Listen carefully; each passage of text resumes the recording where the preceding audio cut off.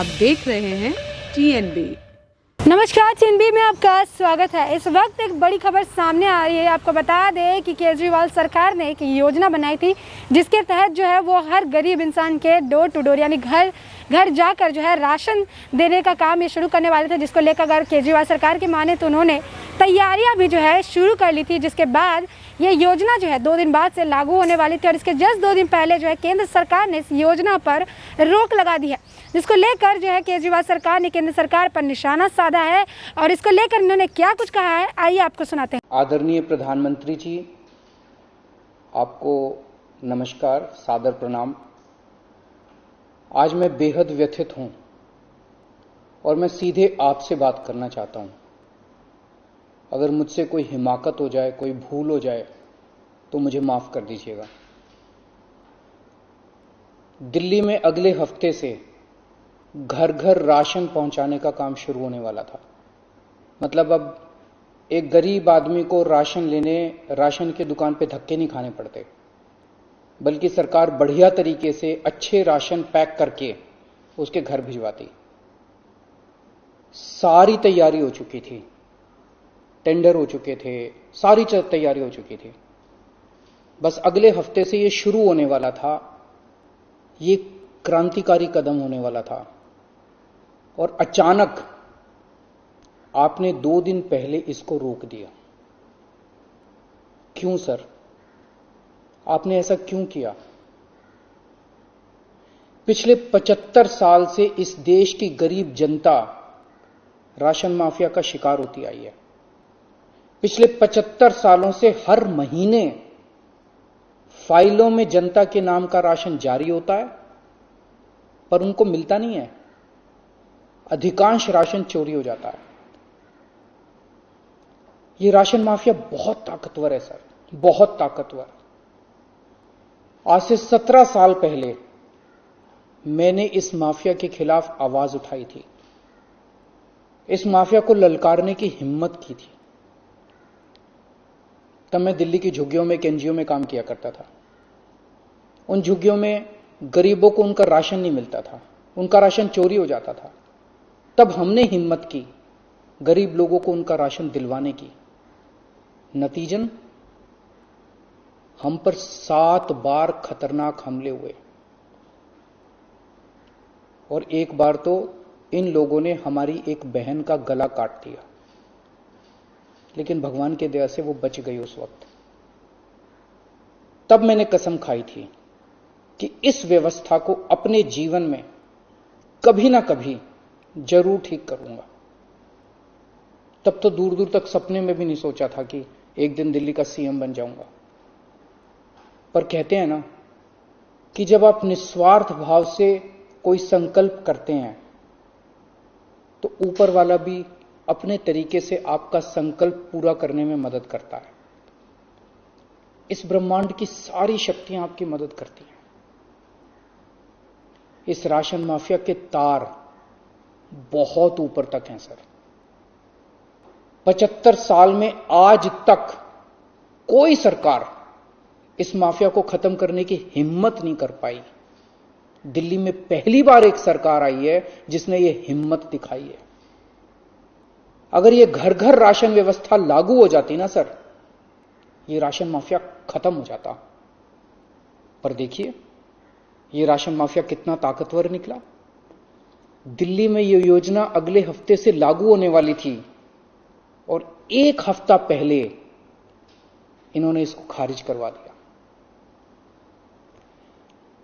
आपने ये कह के हमारी स्कीम खारिज की है कि हमने केंद्र सरकार से इसकी अप्रूवल नहीं ली।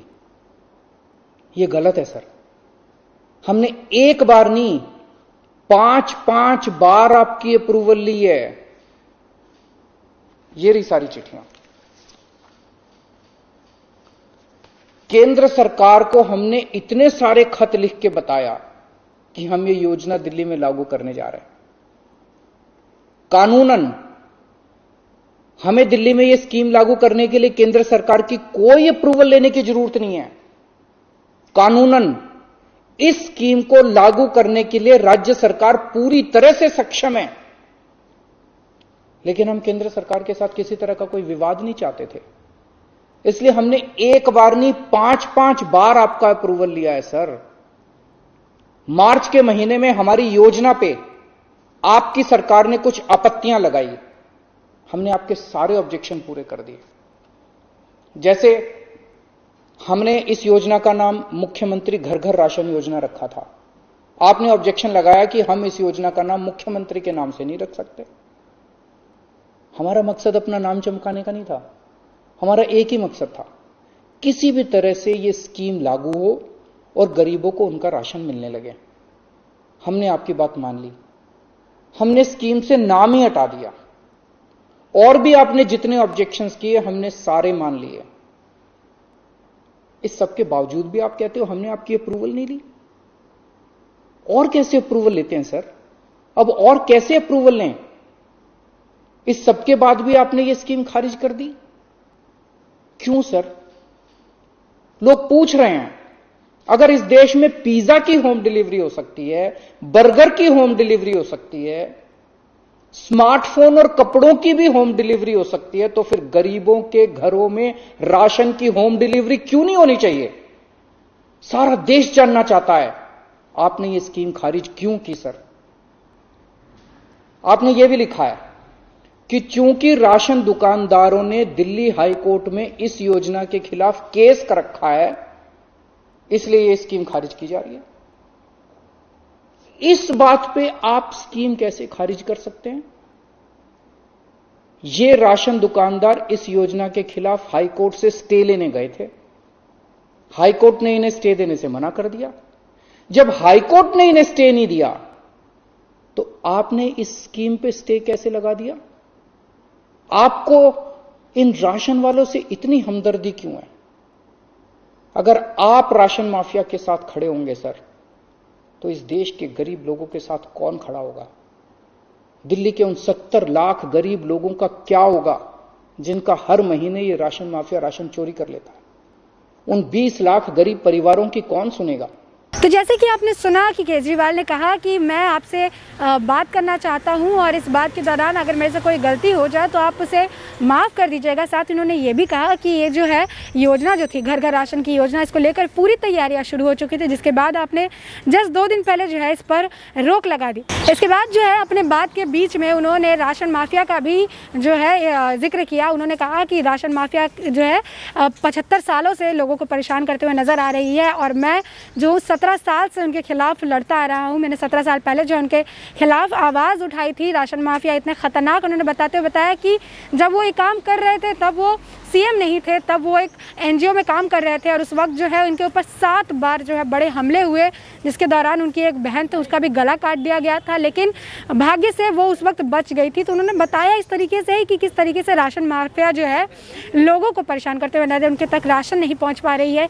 ये सारा चीज़ जिक्र करते हुए उन्होंने जो है प्रधानमंत्री नरेंद्र मोदी से सवाल भी किया कि आखिर उन्होंने ऐसा क्यों किया, आखिर उन्होंने इस योजना पर रोक क्यों लगा दी। ये एक सवाल करते हुए उन्होंने केंद्र सरकार से जवाब भी मांगा कि आखिर ऐसी क्या मतलब इस योजना में उन्हें परेशानी दिखी कि जिसके वजह से इस योजना पर केंद्र सरकार ने रोक लगा दी, क्योंकि इस योजना से बहुत सारे लोगों को जो है इससे फ़ायदा होने वाला था। उन्होंने कहा कि दिल्ली में जो है 70 लाख की ऐसी आबादी है जो कि गरीब लोग हैं, जिसमें से बहुत सारी ऐसी औरतें हैं जो गर्भवती हैं, कुछ ऐसे लोग हैं जो राशन दुकान तक जाकर राशन नहीं ले सकते हैं। और ऐसे में ये जो हम घर घर जाकर राशन देने का काम कर रहे थे, ये एक बहुत अच्छा काम था जिस पर आपने रोक लगाई, तो क्यों लगाई? इसके साथ ही आपको बता दें कि जिस प्रेस कॉन्फ्रेंस के ज़रिए वो केंद्र सरकार पर निशाना साधते हुए नजर आए, तो प्रेस कॉन्फ्रेंस के ख़त्म होने के बाद जो है लोगों की भी प्रतिक्रिया सामने आई, जिसमें ये देखा गया कि लोग जो है केजरीवाल सरकार के ऊपर ही केजरीवाल के ऊपर ही जो है सवाल खड़े करते हुए नजर आए। तो ये नज़र डालते हैं लोगों के कमेंट्स पर।